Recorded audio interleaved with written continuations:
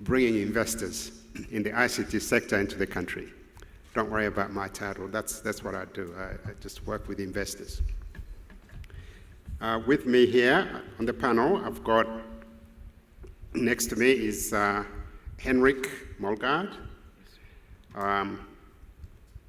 Henrik, because I didn't take the full notes, I'll let you introduce yourself in full when we get a chance. Then next to Henrik is Ralph Corey from Intel, and Vanu Bose from Vanu Inc., a very interesting company. And at the end, on the other side, is my friend Wangusi from Liquid Telecom.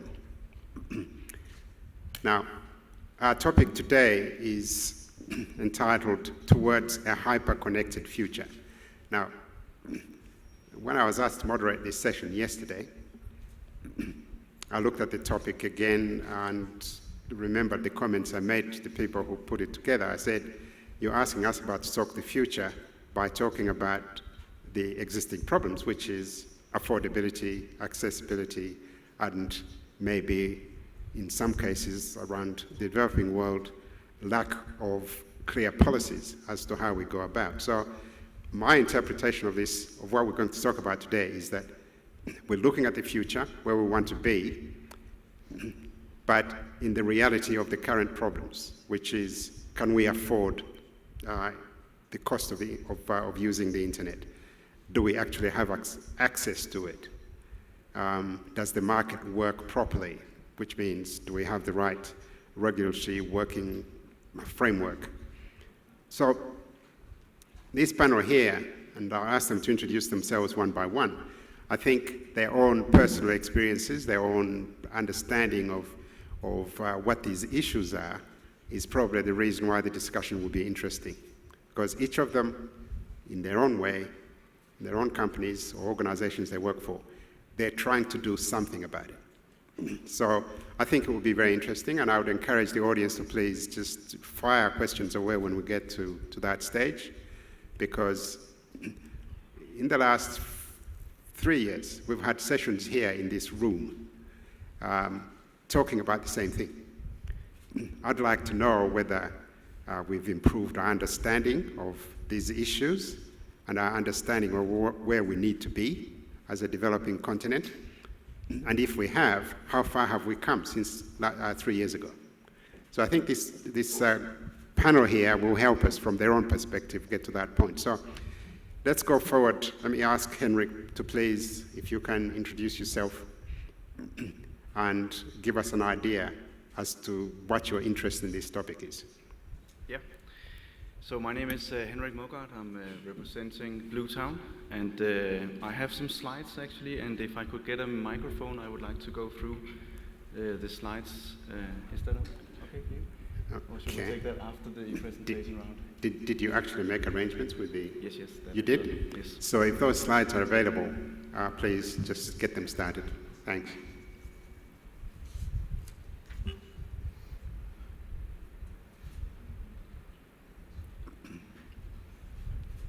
So when the slides are up, can I have a microphone so I can walk to the...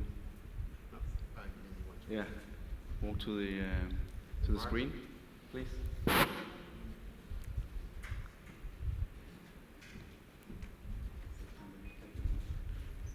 right, so...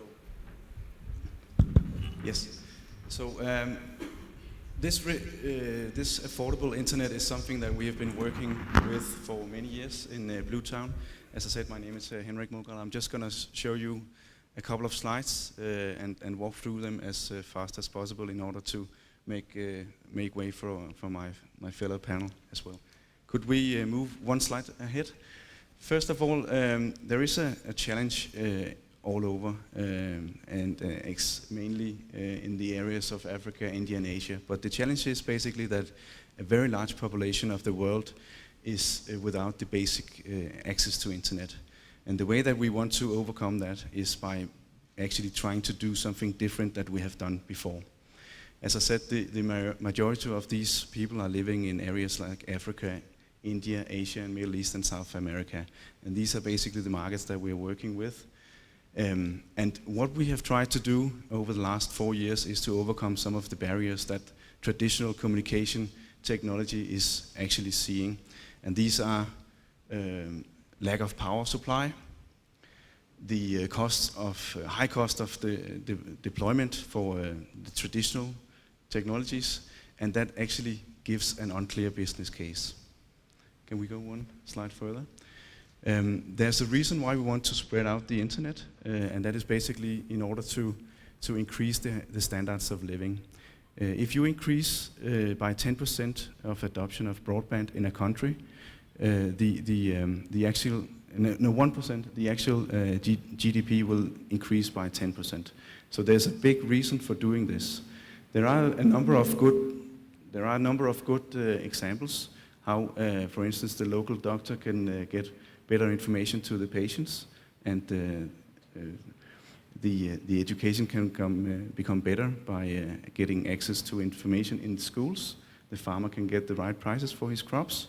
And last but not least, we can get a better inclusion politically in the country if we spread out the information.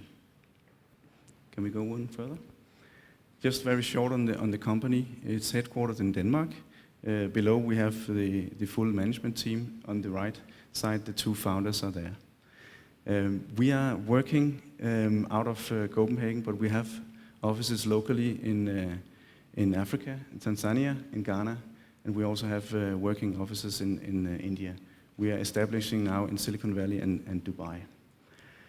The largest rollout we have right now is in Tanzania, and it's 30 villages. So we look forward to see that going in progress. We have a plan to expand that to 500 villages in next year and 1,000 villages in Ghana. Can we move on forward? Then I have a small video I want to show regarding what Bluetown is.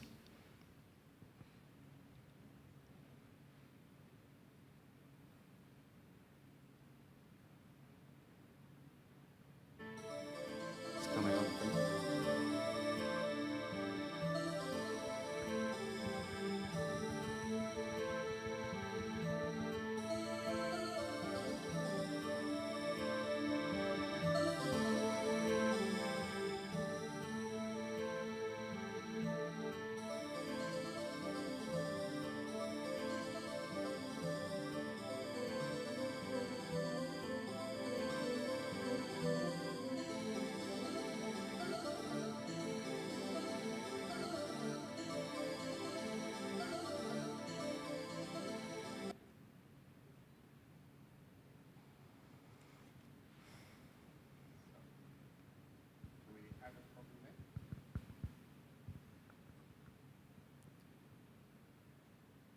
I think the video was up just before. I think hopefully we can find it very swiftly.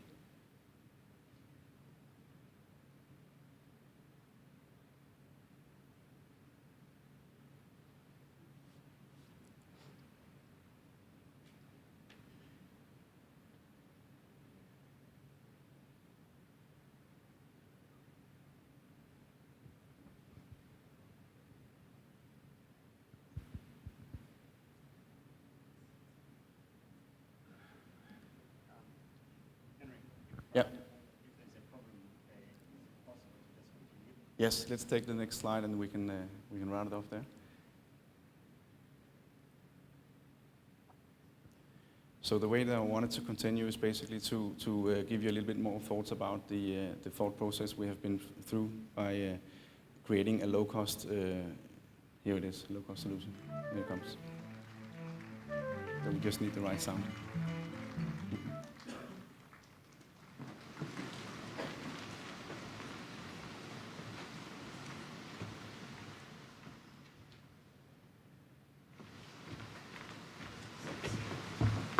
Ladies and gentlemen, the Right Honorable Prime Minister of the Republic of Rwanda, the Honorable...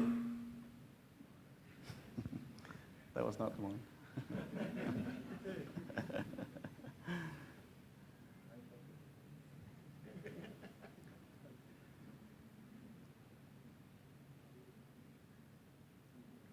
So if there's no sound, I don't think it's makes sense to work the full video.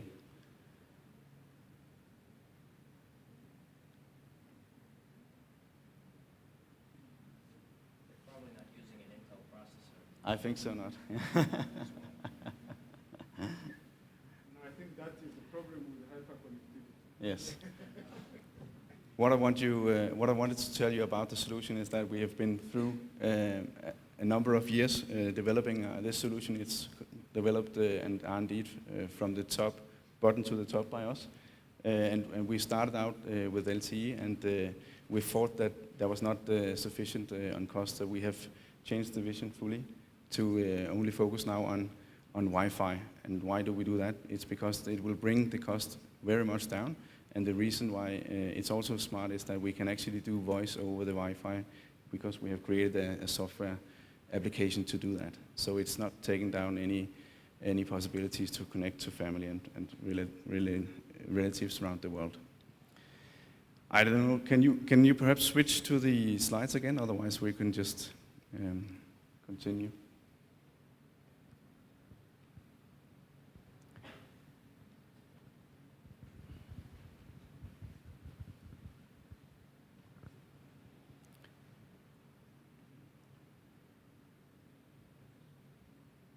Can we please swap to this presentation back again?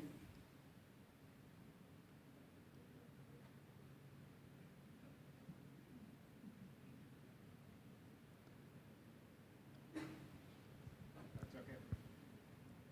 While that's coming up, perhaps you can explain to the audience what that last graphic was about.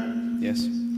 So basically the graphic is a part of the video that shows the exact functionality of this. Here it comes up again. The mast basically is not the product. The product is everything which is on the mast. It's fully solar powered, and that is very, very important to actually do it a low-cost thing, and also empowering or deploying it in areas where it's full remote. On top, you have charging facilities, because we also find that there's no reason to have a connectivity possibility if you cannot charge the phones. We have our own phones as well, and I think what is very, very important in the uptake of this is that we have implemented a local cloud.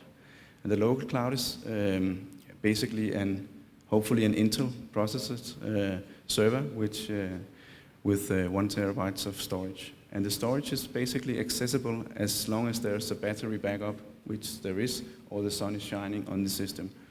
So we can have very, very cheap access to, for instance, e-governance, online services, e-learning and e-health, even though there's no backhaul, and even though the power and electricity is down. Can we take the next slides?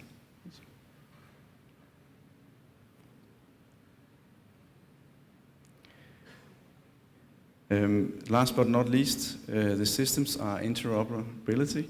So we can mesh the system to cover a very large area. So you can start out with one system which has a backhaul, and then we can mesh it out to other villages as well.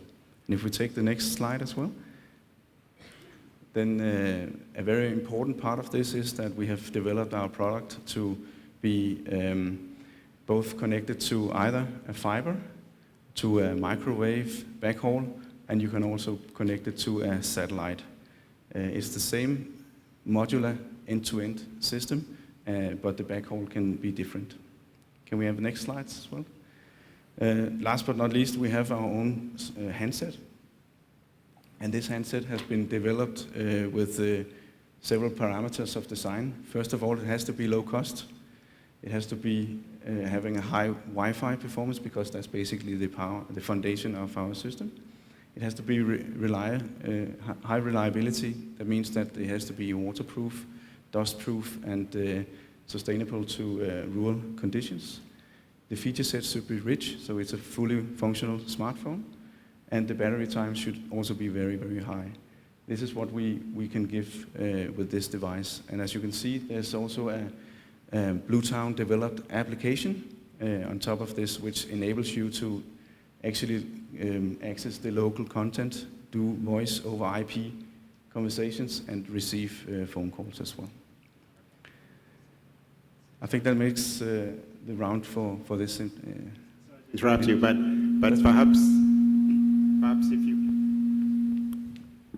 if you can just summarize for us, just because we started late, if you can summarize for us how what you're doing addresses the three key problems that we talked about at the beginning, which is affordability, accessibility, and what would you require from policymakers to make this thing work? And finally, who is it actually for? Who are you targeting for this? So we want hyperconnectivity, right?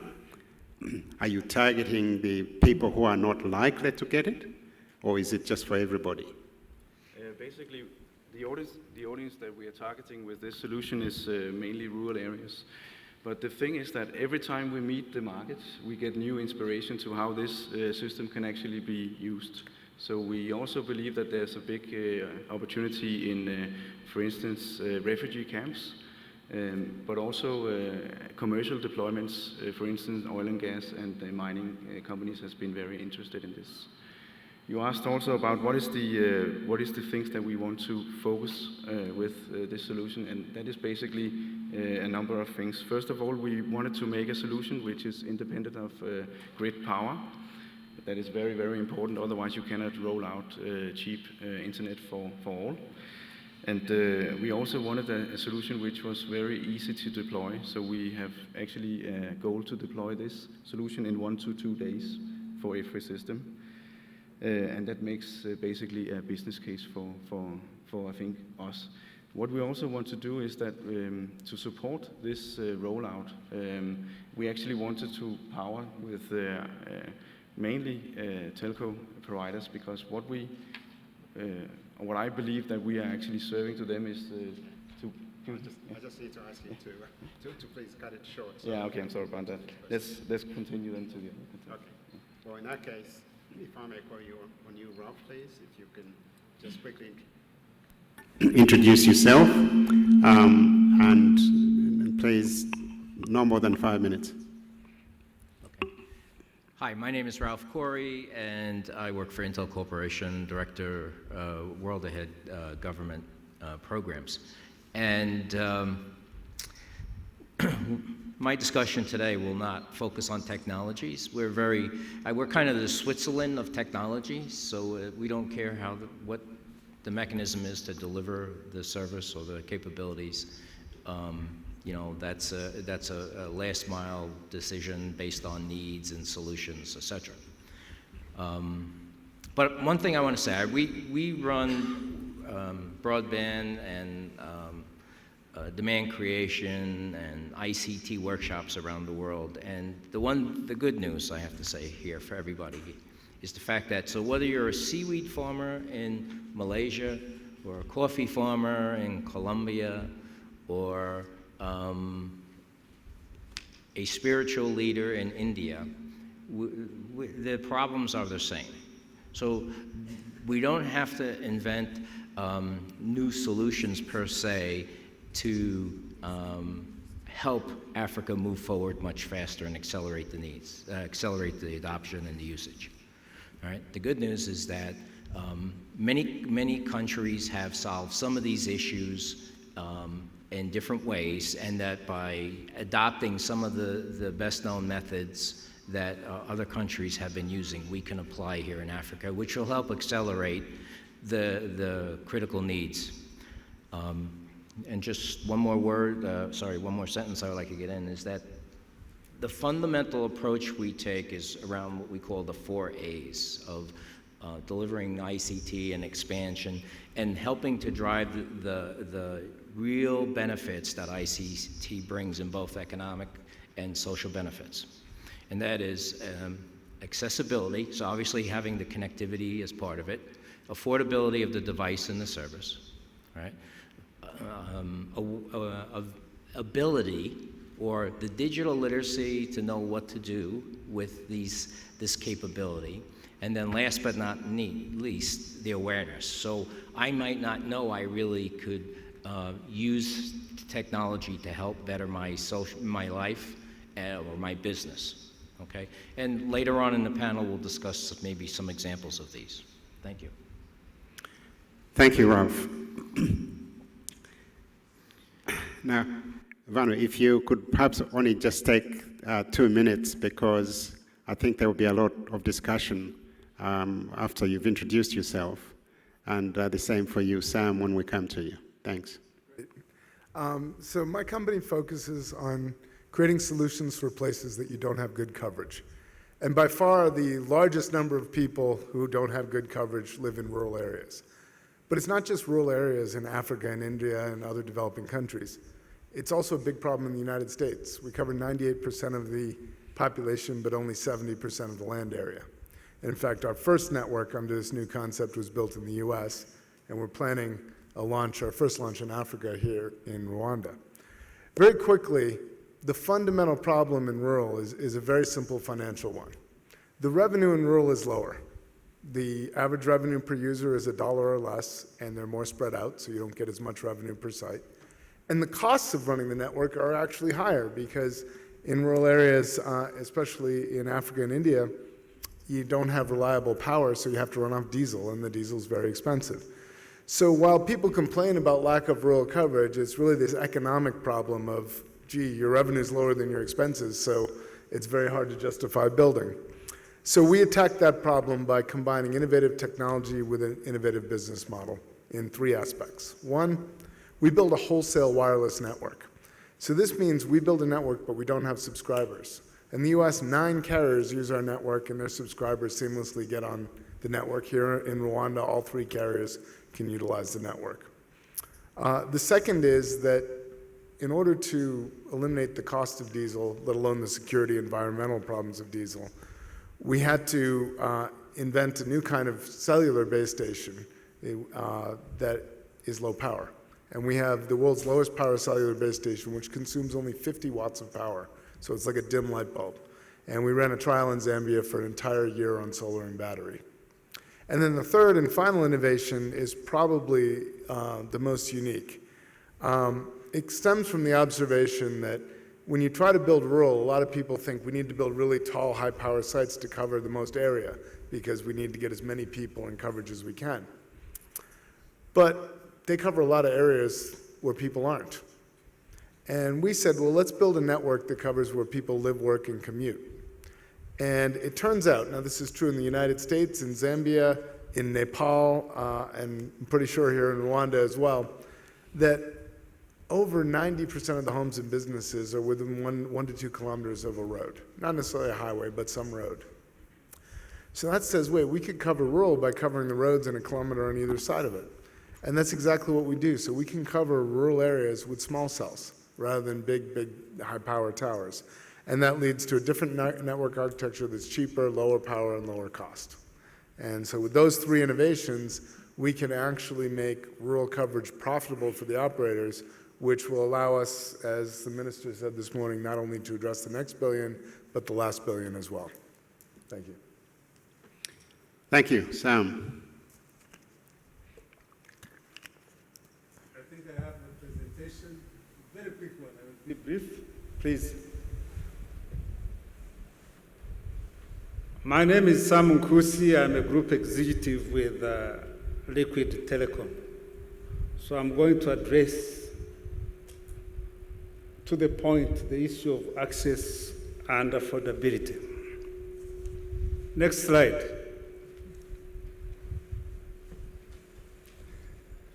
I'm going to show you what is happening in Africa, in East Africa, and a bit of it in Rwanda in relation to connectivity and hyperconnectivity. Starting here at home, you can see the map there. We have the East African ring. When you are in Rwanda for the first time, being landlocked is an advantage. Because we come from Mombasa to Kampala to Kigali, we come from Dar es Salaam then to Kigali. If there is a fiber cut, we supply the whole of Uganda, we supply DRC, we supply Burundi. That is connectivity. Now look at hyperconnectivity. It's now not about the speed, it's about people, the way we live. The way we work, the way we entertain, the way we go to hospital. It's about farmers. So it is becoming more and more important as there is more and more abundant machine-to-machine interface and the Internet of Things, which actually is a bad name. It is actually about Internet of people using things. So now, smart devices are becoming affordable.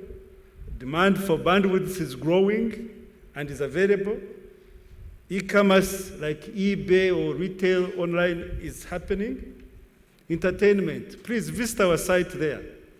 You can have the latest movie, you see it here in Kigali before guys in New York have not seen it. Probably visit the site, you will see it, video on demand, because it means we can leapfrog and we are connected to the rest.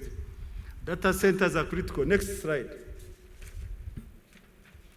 You see, now, to address those, you have to see how that connectivity is taking place. Traditionally, we have always had the satellite. It has high latency. It can be everywhere, but it is very expensive. Still in over 1,000 per megabit per second. That is really very expensive. We have mobile broadband, and here I have generalized it. We have the wireless, cellular, microwave. You can do almost everything. It doesn't sometimes work very well. It can even be affected by rain, but it's also very expensive. We have the legacy copper networks. But the best of all, you look at that map, is fiber. You can do everything. It is low cost. However, it is fixed, so you need to go wireless as an adapt, and the initial setup cost is very high. Go to the next. Now, back home I said in Kigali, how do we make these things affordable? We are making every home and every building here in Kigali connected. So Smart Kigali and Smart Rwanda must have connected homes. To make it affordable, it must be volume. You see, like those houses, if we connect one house, if we are passing many houses, but how many people are connected onto that? So affordability is all relative. We are saying devices were at 50, but now on a fixed one, if I bring you this, good thing, right now we are reestablishing again the fixed phone, because on our FTTH, fiber to the home, it comes with the fixed telephone. Now we are doing value adds, video on demand, and anything you can think of. We have the pipe, and speeds up to 100 megabits per second. And that is happening now. It is not as if it is going to be there. So please give me the next and the last. Now, that is farming. That's what our people are doing. Those are my cows. So hyperconnectivity access at an affordable price, it is something we have to share. All of us, the operators, the government, the client, because it's not one or the other. The government has to do proper and fair regulation. The client has to understand that without this connectivity, business and customer service is not good. So this is the vision of Liquid Telecom, and we are continuing to invest in the fiber. By the way, we run the largest single fiber network in sub-Saharan Africa. So we are building Africa's digital future, and together I think we can have access and affordability. Thank you. Thank you very much, Sam. But before, thanks, a round of applause for these introductions, but I'm going to start asking them questions. Thank you. Sam, and you as first one, and this question is to all the panelists. Our topic is hyperconnectivity. What will it look like when we have it? Second question to that, do we need it? We need it. And we need it yesterday. And where do we need it most? We need it where it is not. We need it in Africa. So we convert the challenges into opportunities. But Sam, what will it look like when we have it? It will be... How different will it be to what we see today? Let's just get understood. Then perhaps the audience can understand why we're putting some thoughts forward. Thanks. I think I would describe it as everywhere, all the time, as much as you want without thinking about it. We don't have that anywhere today. We're all limited on some kind of rate plan. We have connectivity gaps. We're not always on, and we're not worried. We're not thinking that there's no barriers to access. To me, that's hyperconnectivity. We don't have it anywhere, but as Sam said, for it to be a benefit, it has to reach everyone. If we hyperconnect, a few people in Kigali and every other capital city, we don't really have it, because it's about interconnecting the whole society, and that's the challenge. So, apart from the technology, the capping on the definition is when it's all inclusive, correct? When it's just there and it's something you don't think about. What it's about always you? there, you can always use it, you're not worried about, am I going over some limit and do I have to pay more? When it's just an omnipresent part of your life. What about you, Ralph? What do you think? I kind of fall along your lines. I agree with, I was thinking towards the line of 100% penetration and usability or full inclusiveness. I think it provides the services that are needed depending on, as a user, what you need. So if you're a hospital, you need high-speed broadband to transmit, very dense X-rays, then it should be instantaneous. If you're a user, you may not require that kind of speed. So it should be ubiquitous, it should be service dependent, and it should be affordable. Thank you. Henrik? Yeah, my thoughts are a little bit along the lines with my panel fellows. And I'm thinking when we have fully connection of everything, we're also talking about Internet of Everything, we will then be able to be much more efficient. And if we talk about having affordable Internet to the world, maybe we should not think that much in actually using the money to get there, because I believe that we will be able to actually be so much more efficient and to improve and grow our economy that much more that we will actually not feel the cost imposed by actually getting this spread out.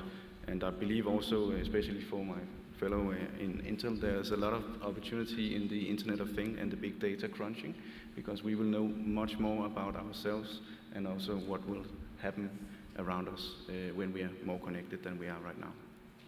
Thanks. Ralph, sorry to load you with questions here, but you go around the world, and I've been participating in some of your sessions, talking to government about what's required and what sort of interventions governments need to deploy, basically, in order to move forward. What do you think governments should be doing now?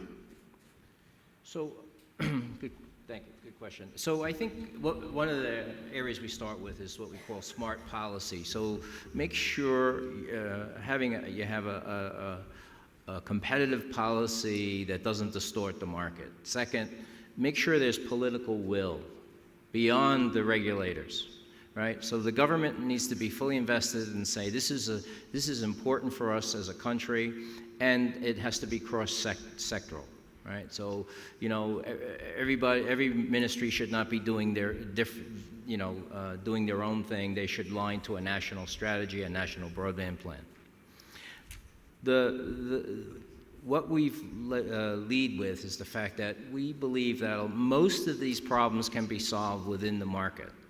So we always advocate our position of take the market as far as you can, and government should intervene where necessary.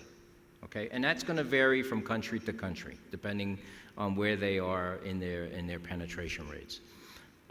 And there are, as I said before, and I don't know if you want me to give you an example, I'll be happy to. Yeah, please. Okay, please. So there's a lot of ways, so when I say take the market as far as possible, and you need to follow, like I said, the 4 A's of availability, accessibility, awareness, and the ability to use the internet, right? You know, we've done some programs with, in a public-private partnership where we've addressed affordability issue.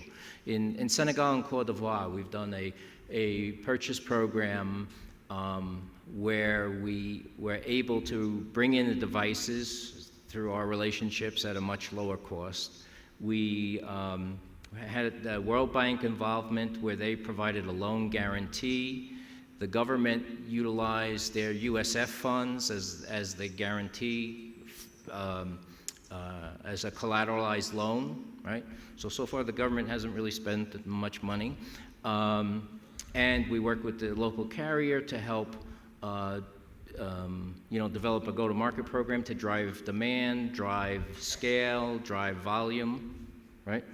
So we've done a lot of those programs. We've actually taken the cost of PCs and broadband to students, in that case, from $120 a month if they were to take a 12-month loan, down to $12 a month, right? So that's one area of addressing affordability. That program was copied in Côte d'Ivoire. They broadened it to everybody in their country. So there's many different market approaches that can be used. So the innovation, to me, is on the business side. It's not so much a technology issue. And I'm from a tech company, believe me, and, you know, people probably look at that as kind of odd, but we look at it as more of a business model process as opposed to a technology problem. There's plenty of technologies available. Everybody on this panel, except for me, is talking technology. So there's a number of solutions available. It's really in the application and the business models that you need to utilize to bring these to fruition. That will start to move and accelerate the adoption faster. It's not going to cover 100%, but it'll accelerate the adoption. And once you get that adoption rate going and get to a critical mass, then the realization of the broadband bringing to economics and the social benefits will start to be realized. Okay? Thank you. You're welcome. Vanu, perhaps just an extension, or rather a tangent to that. Do you think that if we had super connectivity, in other words, everybody's connected, do you think that would be enough, or do we need to have services that are relevant? Because you could, for instance, Sam has this video on demand. If those videos are no good, nobody's going to use them. Right. So to what extent do we need to focus on the holistic picture of connectivity, devices, and services? So, yeah, very good point. And, we're focused on bringing the connectivity, which is the first and necessary step. Yeah. But just bringing it isn't enough. People have to understand not what the potential value is for them, how to use it. One of the things that we've seen is if you bring internet and you say, well, now you can make phone calls using Skype. Well, people don't know what Skype is or the fact that it's like a phone call, and how do you educate them on even that level? So there is absolutely, I think digital literacy, after bringing connectivity, is the next most important thing in helping people to understand why it's valuable to them and helping them just become part of their lives and be familiar. I'd also like to follow up on one point Ralph made on the please do. Commonality of policy. We do a lot of work in India, and when you think of India and Africa, India is a bit over 1 billion people, and Africa is a bit under 1 billion people, but order of magnitude, they're the same. But the difference is, India is 1 billion people, one government, one set of carriers, one set of ICT policy. Africa is about 1 billion people, 55 governments, 55 sets of carriers, 55 different policies. So it makes it hard to scale fast and achieve the scale that you need. So harmonizing ICT policies would go a long way to helping things scale quickly across Africa. Thank you. And Henrik? I just have a comment as well, just to the point that you raised, the question you raised just before.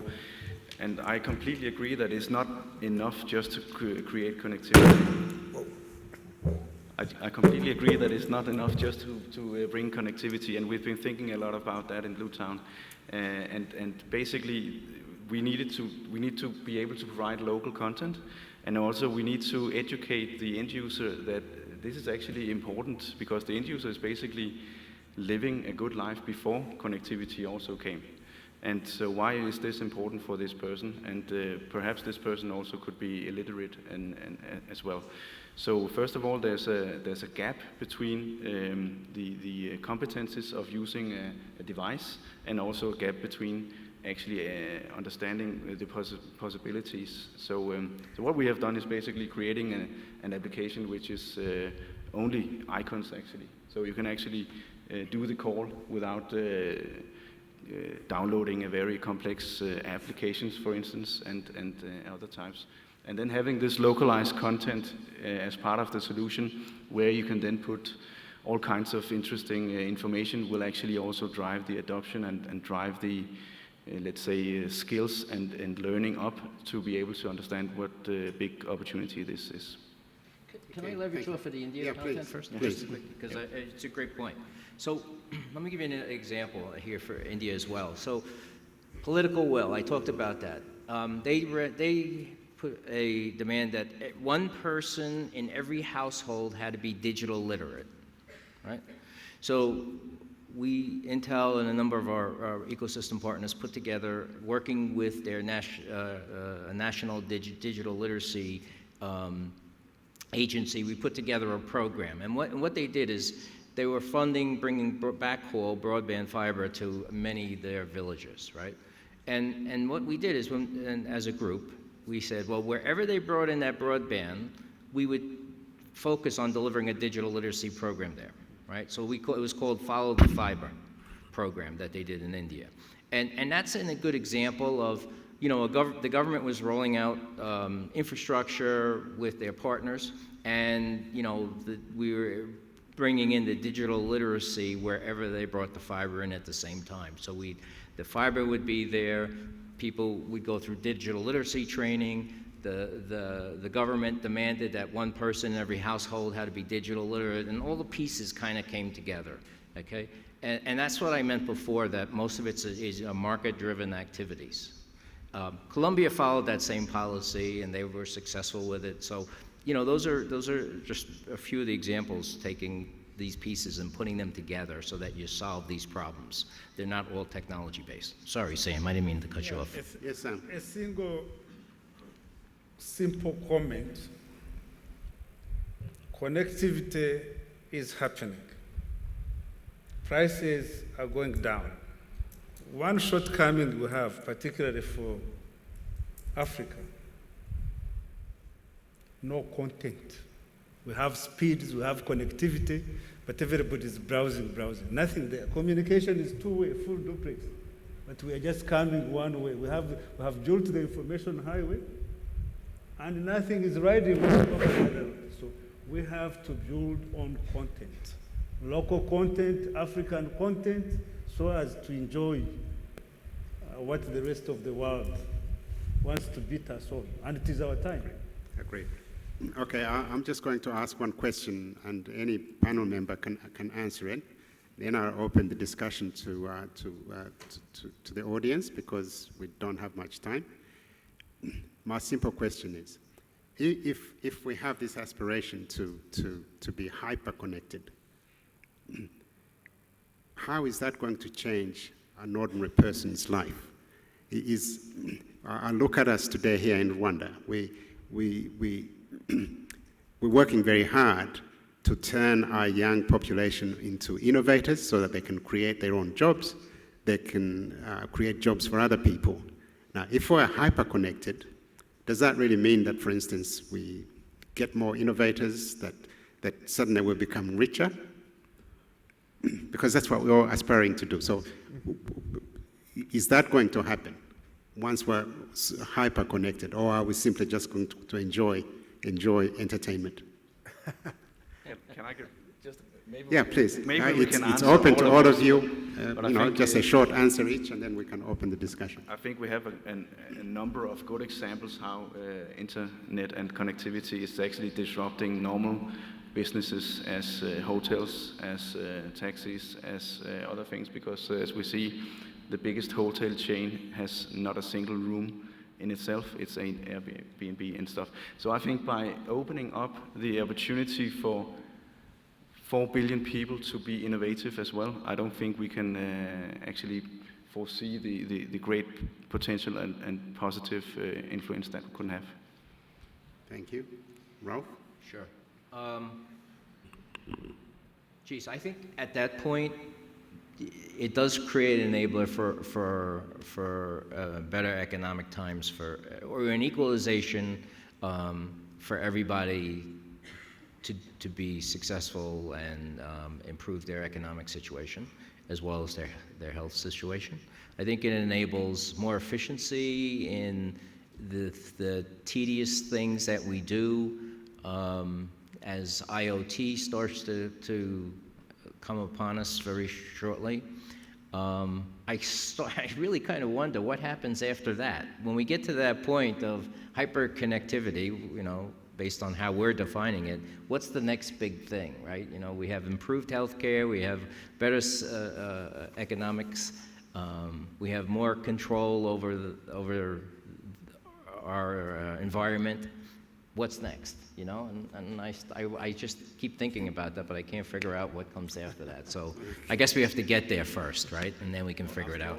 What about you? Yeah, maybe does anybody know what would come next? Well, now I think the single biggest benefit of connectivity is going to be commerce. And it's going to be a bigger impact on commerce in Africa than it has been in the United States and Europe. And the reason is, like, when we built those sites in Zambia, there was no connectivity in those villages. They didn't even have telephones, okay? And we've forgotten, like in the United States, what it's like to live without a telephone. But I would argue the telephone had a greater global social impact to date than the internet has. And now we're taking large populations and bringing them from sort of pre-Alexander Graham Bell, when there was no telephone, to social media in one step. And it's going to enable, we've already seen little examples of commerce, right? Farmers and fishermen getting their goods to the right market, less spoilage, improved healthcare, which improves your productivity, et cetera. So I think it's going to be commerce, and it's about connectivity, not, say, the internet or cellular in particular, but any form of electronic connectivity. It's a huge, huge change. Thank you. And finally, Sam? Thanks, Chairman. When that all happens, we are going to work smarter, we are going to have healthier lives, we are going to provide better customer service. We have to jump on that bandwagon. Let me summarize it by, you will translate for people. Rwandans say, "Ntawanga kuryama ngo atarota."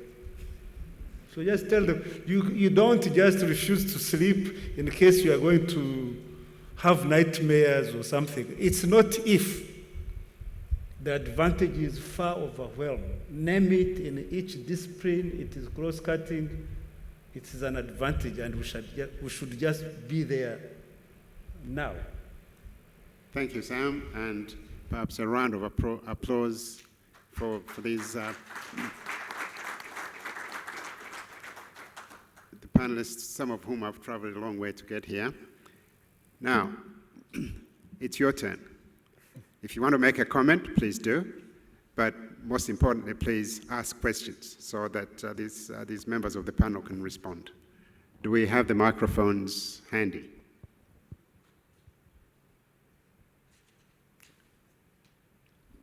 You were right, Ralph, these lights are too bright. I know, shiny. Yeah, I see one question there. Do we have a question?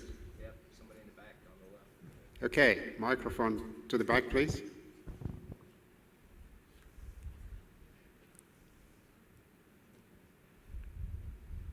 We have questions, we have no mics. Yeah, I know.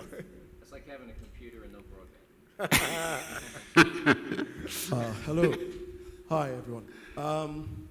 My name is Yinka Adigoke. I'm editor of Quartz Africa. I was just curious about the comments which I've heard a couple of times from a couple of the panels today about the lack of content in Africa. And I'm trying to understand what this means, because it seems to me when I switch on television here or in any city in Africa, there seems to be a ton of content locally produced, music, videos, movies, TV shows. And you know, it seems that there is stuff out there, and people, all the newspapers are online, and yet someone said earlier today that only 2% of content is produced in Africa. Is it just about the quantity of content itself, or is it about where the content is being served from? So, for example, the 130 million people that Facebook says it has, does that count as African content if you know, the people live on the continent, or does that count as, you know, on the servers of in San Francisco or somewhere else? I'm just trying to understand how the people on the panel measure content and where it comes from. Thank you. I think that it's an interesting comment.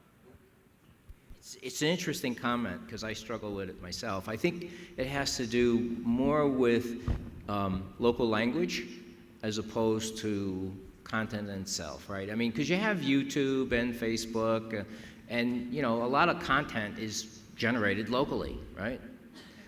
So I think a lot more of it has to do with the language, because they're, you know, not in a lot of the rural areas, not everybody speaks English, right? So, and predominantly there's a lot of content on the web that's English. So I think more of it is that I get from my perspective has to do more with language, being able to have that content in the desired language. That's how I read that, but I'm not an expert on that, but that's how my sense, because people can generate content themselves and put it on the web, all right? Yeah, Locally. but if you want to make a comment. I mean, language is certainly one aspect, but locally relevant content is important. And I think we're talking about content that goes beyond news and entertainment.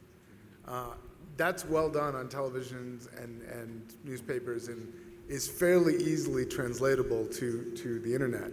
But when you're talking about content, for example, you know, the applications that help farmers not only grow their crops but sell them and eliminate the middleman, the applications that the farmers in the U.S. use are pretty useless for the farmers in Africa, and it has to be tailored to those applications to enhance it.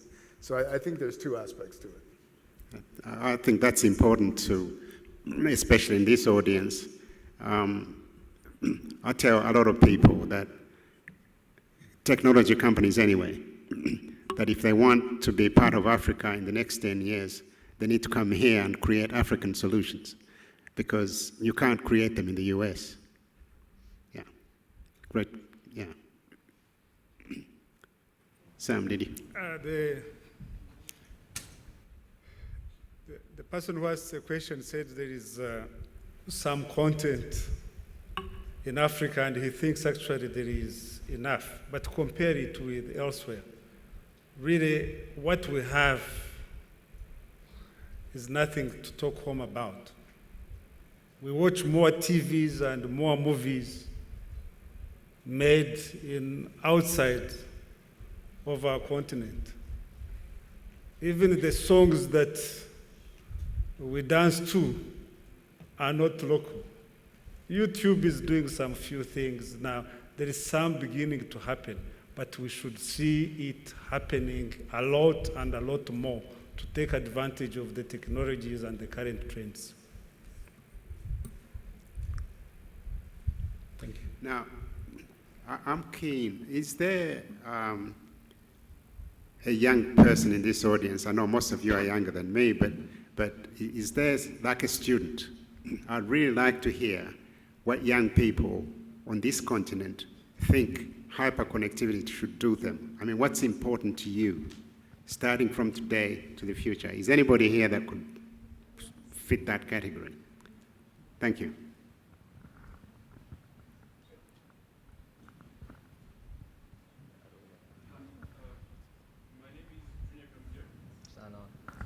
Turn it on. Okay.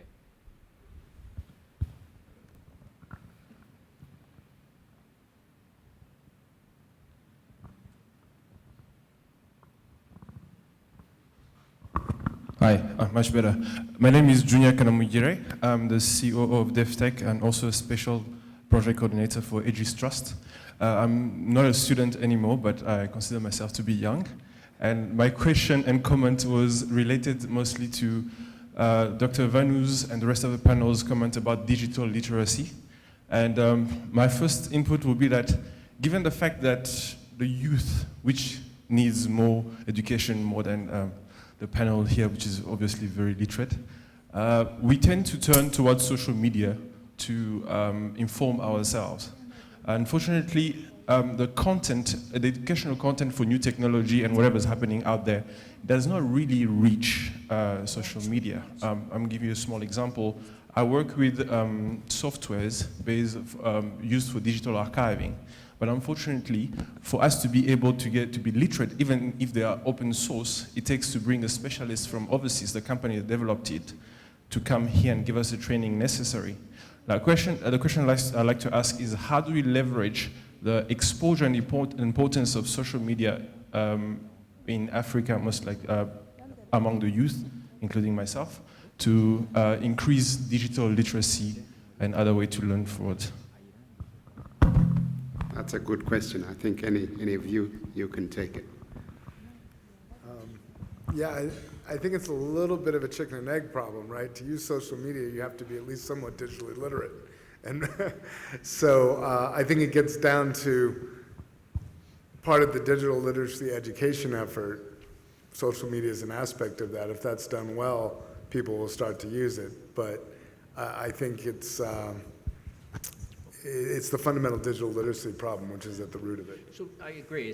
There's digital literacy, and then there's, I think you're leading more into the STEM skills, right? If you want to write open source code or something. So the digital literacy is let's put that aside, because I think I agree with you. It's you got to be digital literate before you can get onto the internet, right? But if you're looking for additional skills, and let's say you want to, you want to develop a network of people, or Pan-Africa, to learn the concepts of Java coding or something like that, right? I think that should be doable. I think that's where universities and governments should get together and think about how we can put together a site for to develop more programmers, right? Maybe Rwanda wants more programmers. Maybe Uganda, wants more financial people, right? So, I think between if you can get a Pan-Africa kind of approach on skilling up and offer that over a social environment, I think that would be good. I mean, there's Khan Academy that offers videos on training on everything in the world, So there's a lot of things that are available. And then, there are sites that enable kind of a LinkedIn for skills, right? Where you can, link with somebody in Rwanda could link in with somebody maybe in Germany, as an example, or some other country in the world that has that skill, right? So, I think the technology is there. It just needs a willingness to want to pull this together. Pan-Africa, or maybe just the Northern Corridor countries, or however you view it. So it's not a technology issue, it's just a willingness issue, I think. Okay, now, in the interest of time, in the interest of time, I'm going to try and get us to close this session so that we can move to the launch of Facebook in Kinyarwanda. But at least one last question, and then if I may ask you, Vanu, to please just make a last comment. I'm being dictatorial here. It's just that we haven't got time. If you can just make a last comment on behalf of the panel. But one question if there is, otherwise we'll just wind up. Any questions there? Hello. Hi, my name is Patrick Katigabondo. I'm with the local participant. I'm also a student in an online program. So my first comment goes with Mr. Correa with regard to the hyperconnectivity, what would happen when we reach there. I'd rather think of it as not as a destination, but a way to go. Because I would say 15 years ago, I remember we were sharing a 64 kilobit per second aggregate capacity in internet service, in internet cafe. Today, Sam Kusi with Liquid Telecom, they are proposing a 100 megabit per second, and I'm sure that's not the best we have on Earth. So, and this is not because we are just giving capacity just to do, but also it goes with the content that is there. So, with regard to the situation in Africa or in those developing countries, I think it's not something that we should use an approach that we did in Europe, whereby the technology with regard to increasing capacity went with how I would say the manufacturers were pushed by the demand of the developers and hence the users. But in Africa, it should be seen the other way around. I think it should be seen such as, first, give them an availability in terms of cost. Today, Steve, I'm going to be very short, but today we're talking about just to get to fiber optic, it costs around $10,000 US. I would say a few thousand US per kilometer. And that is a straight cost you need to put in. And then even if a megabit is being sold at $50 US, it needs to be found such as the one who's showing interest in it doesn't feel like it's something that is going to hurt him in a short term. So rather we should look at something, we should at it like a way to go, and then rather than looking at it as a destination. Because trust me, 80 years from now, then we realize that 1 gigabit per second was nothing. We'll be talking about petabit per second. That's the way I'm saying it. Thank you. Thank you. Thank you very much, Patrick. Was there another question? Nope. Yes, just.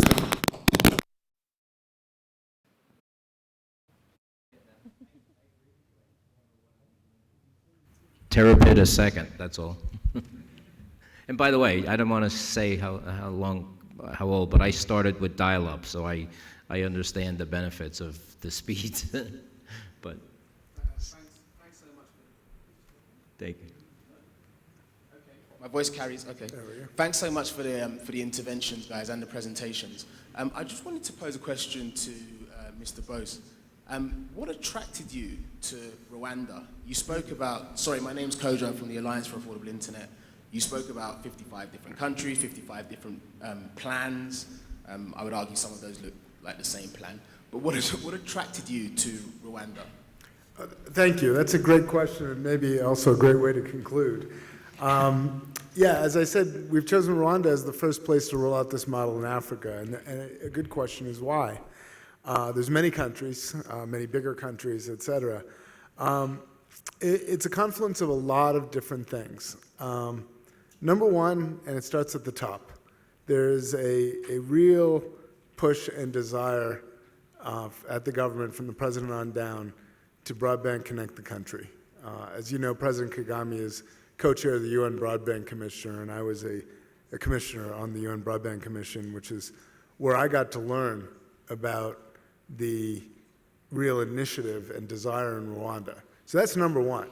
You want to do this in a place that really wants it. Number two, this place is one of the most streamlined places to work that I have worked anywhere. In terms of the government works well, it's efficient, they're really behind the goals, everybody has common goals. And there's a real growth mentality here and an opportunity. The country has made such strides in the last 20 years, and everyone sees more, and you want to work in an environment where people see that as attainable. And the last thing I'll say, which makes it an attractive place to start, is it's not that big, right? And it is very practical to say, hey, we're going to broadband connect the entire country, everybody in the country. And I want that. I want to be able to say that. And I think Rwanda is a place we can get that done. So thank you for asking that question. That was great. So Vanu, was that your final comment as well for the panel? I think we should end there. Well, thank you very much, members of the panel. I know some of you were asked to join this panel at short notice. I really appreciate the fact that you made the time and kind of did it on your feet, so to speak, because we didn't even have time to debrief before we started this panel. And I would like to thank our moderator, who was also asked to moderate this on short notice and did an excellent job. So thank you very much. Thank you. There are just a few announcements I need to make before we depart from the podium. For moving to the next part of this afternoon, which is the launch of Facebook in Kinyarwanda, there will be a speech by Ebel Kobi, I hope I've pronounced that right, from Facebook. The MD of Airtel will also speak, Mr. Tano Oware, and I believe there will be a film on how to use internet.org following that. And if we can perhaps, I think I was asked to make sure that that session as well goes much faster than what we did. I promised 15 minutes and we didn't make it 15 minutes. So if we can just do that very, very quickly, and might as well just announce this before because I'll be done there later on. The Minister of Youth and ICT has requested that I deliver this message to you, which is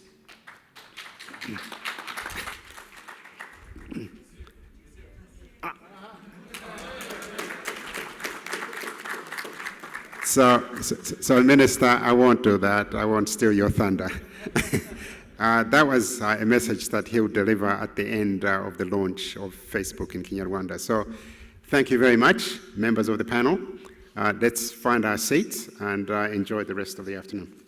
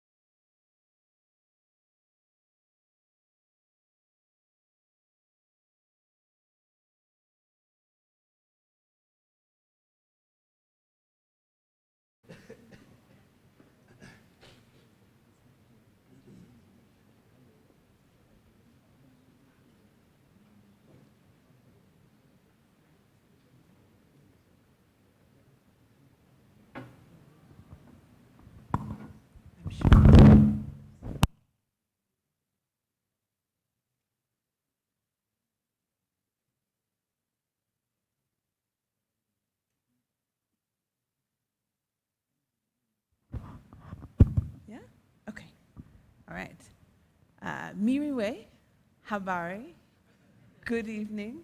I am thrilled to be here. My name is Abella Okobi. I head public policy for Africa for Facebook. I'm thrilled to be here with my colleagues from Facebook. I'm thrilled to announce our partnership with Airtel and also with the Ministry of Youth and ICT to offer free basics by Facebook. At Facebook, our mission is to make the world more open and connected. We believe that affordable access to the internet is life-changing and it's critical. It connects people to those they love. It creates opportunity for education. It brings governments closer to citizens, and it creates economic opportunity. For this reason, we're absolutely passionate about ensuring and about partnering to connect the unconnected to the internet. And as I head public policy for Africa, and as I'm also a daughter of Nigeria, I am personally absolutely committed to partnering to create an environment where the next Mark Zuckerberg is from Rwanda, or from Uganda, or from Ghana. Free Basics allows Rwandans to access Facebook and other websites like In Your Rwanda, other sites related to jobs, related to sports, and other content for free. Our goal is to bring new people onto the internet by demonstrating the relevance and value of the internet in people's lives. We're also pleased to announce the availability of Platform. We've been talking a lot about content and about local content creation. And Platform, in our view, is incredible because it allows local content creators here in Rwanda to create content for Free Basics and to apply to be part of the platform. Finally, we know how important language is, and we talked earlier about the extent to which content on the internet is in English and it is not in local language. So we are thrilled to announce the launch of Facebook in Kinyarwanda. We are so grateful for a strong partnership. We think there's no way to resolve the issues related to access and connectivity without strong partnerships across different stakeholders. So we're incredibly pleased to announce our partnership with Airtel. Above all, we are so grateful for the leadership of Minister Nsengimana and the Ministry of Youth and ICT. We have worked with your team for I think over a year and a half, not only on this, but on a number of projects. And I think there was a last question in this panel about why Rwanda. And one of the reasons why Rwanda is because of you and your leadership. It's because you have created an environment that puts Rwandans first. You've created an environment that privileges innovation above all, and an environment that creates opportunities for Rwanda. So I'm incredibly pleased to be partnered with you, and we know that this is the beginning of many, many more announcements. Thank you.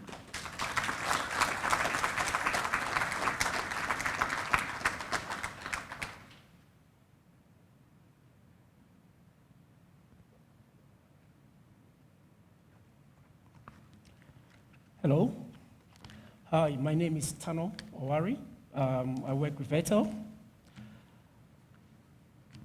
The Honorable Minister of ICT, Member of Government, business partners, our valued customers, staff of Airtel, distinguished guests, members of press, and ladies and gentlemen.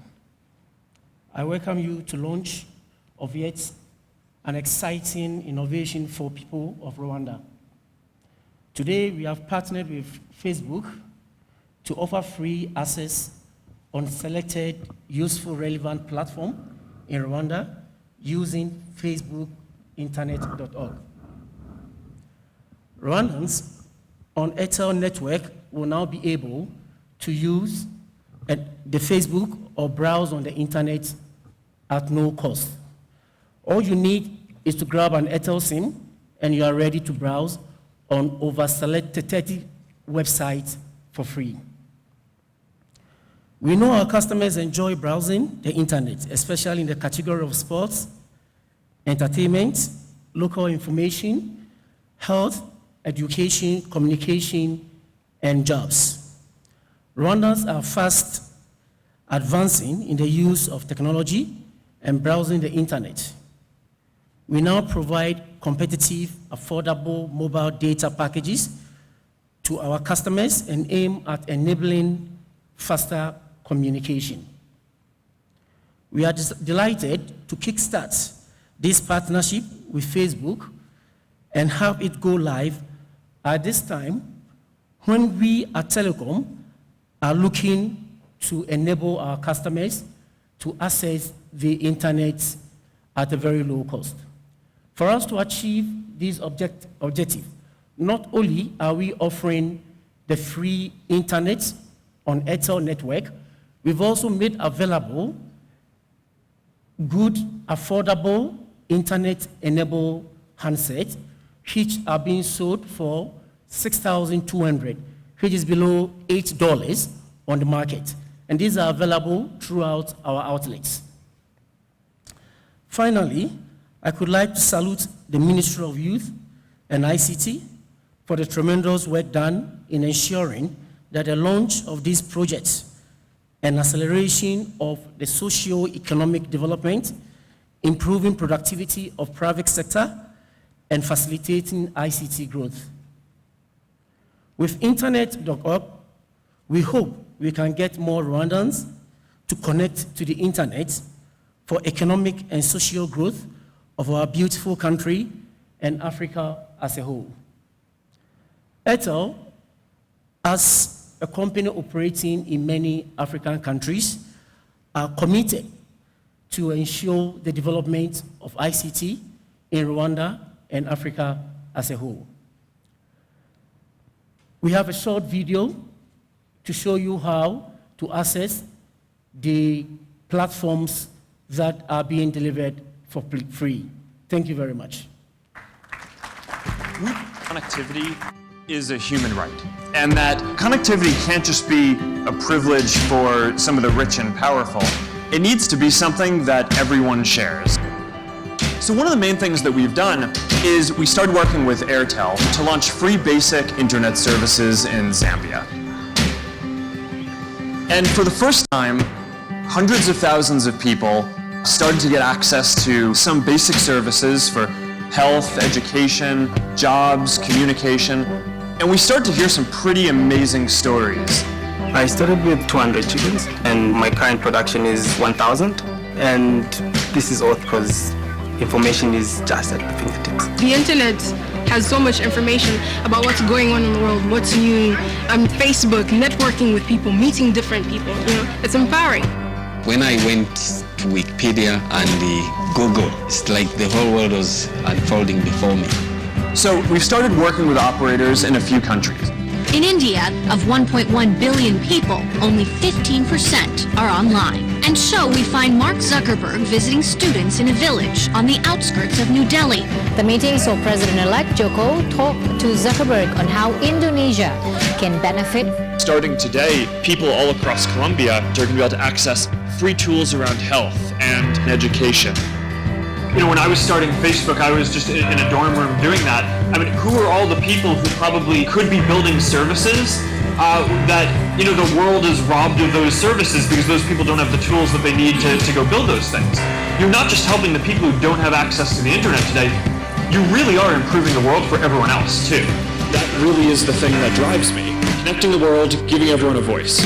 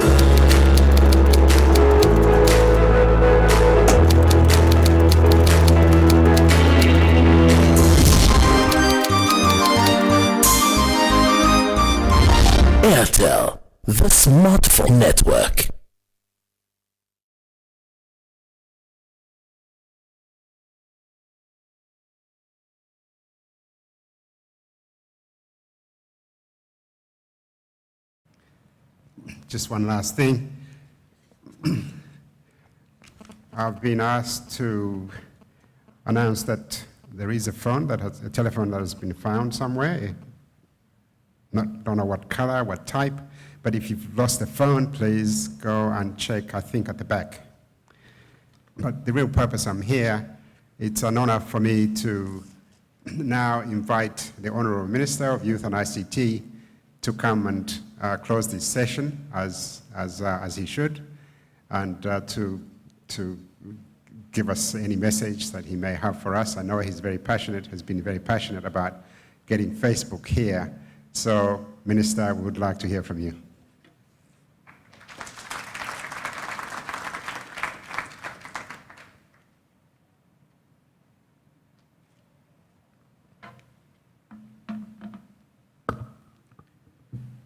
Good evening, everyone. I had a speech before coming here, written speech. But after hearing from Ebele, Tayo, Zuckerberg, I'm speechless. So thank you, simply thank you Facebook, thank you Airtel for opening the gates of, the floodgates of opportunity to our people. You deserve a round of applause.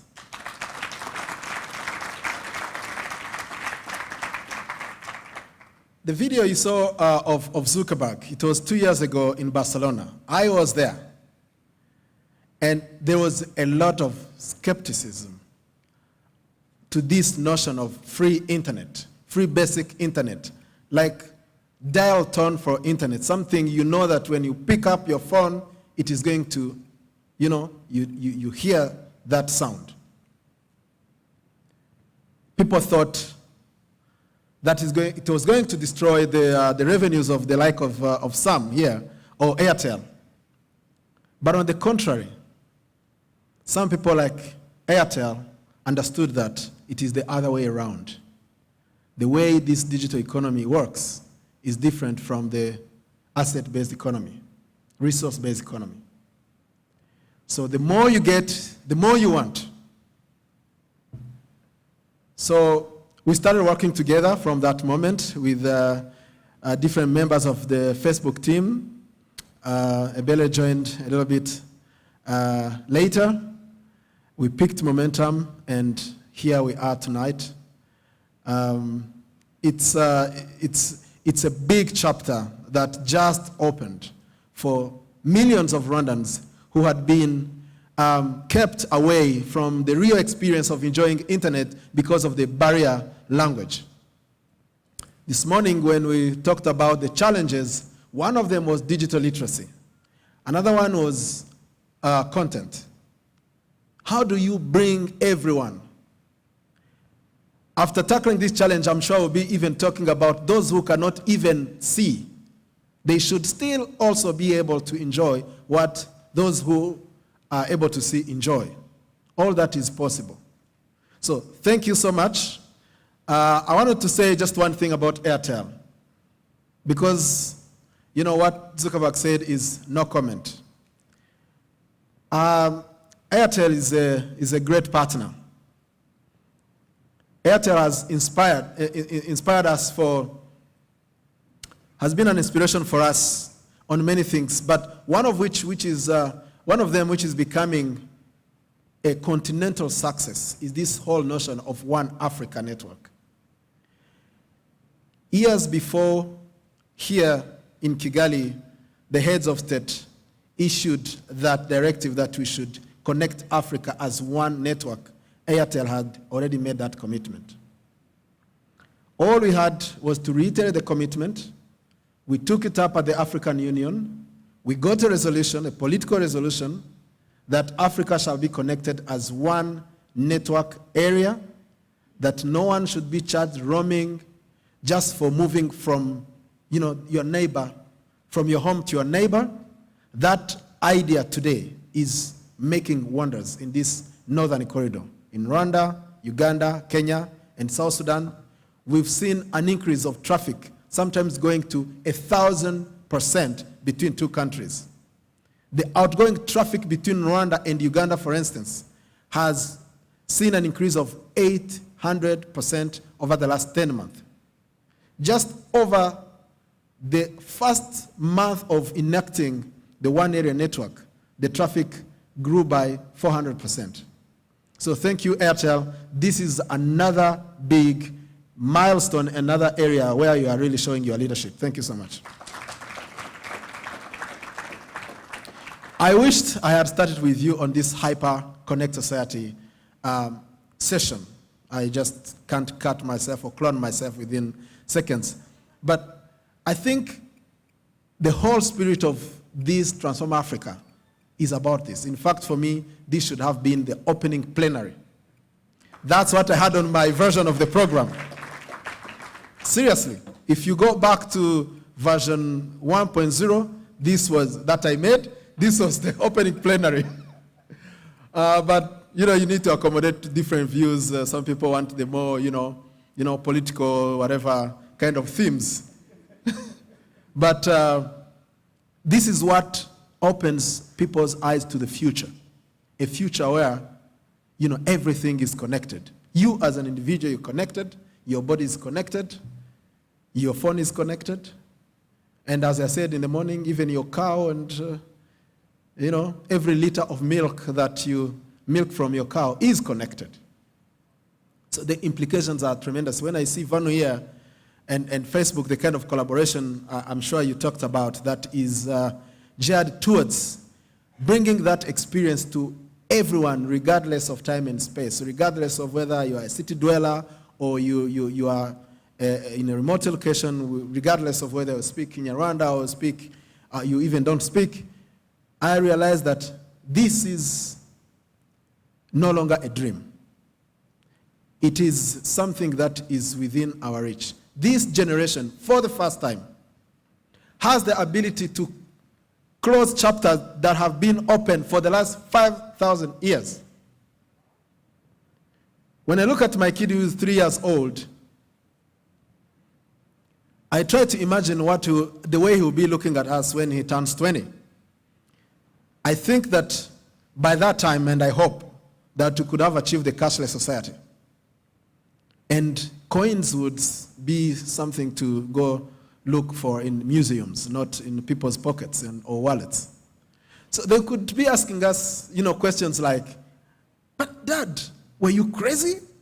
Why do you take, pieces of metal in your pocket? For them, the world is completely different. And I think it is the world that this moment symbolizes. So thank you so much, ladies and gentlemen. I know that most of you have had to take, here is Sonia, there in the back, just quietly with Chico. I can't start recognizing people in this room, but I'm just touched. Since I did not read my speech, I'm speaking from the heart, so excuse my emotion. So I've been given a very pleasant task before I leave this place. That is of inviting all of you. As you go downstairs, please don't go back to your hotel yet. Kigali by Night starts right downstairs. There is a dinner that is hosted by the government of Rwanda in partnership with Ole Rwanda Networks. So you are all invited. There are no cards to be shown at the entrance. All the government officials that you saw this morning will be there. Ministers that you were not able to speak, I'm here to facilitate interactions. So please, let's wind up this day towards a light moment downstairs. But let me renew the commitment of the government of Rwanda. Now, when Ebele said it was because of my leadership, please, I cannot steal the credit of my boss. It is because of the leadership of President Paul Kagame.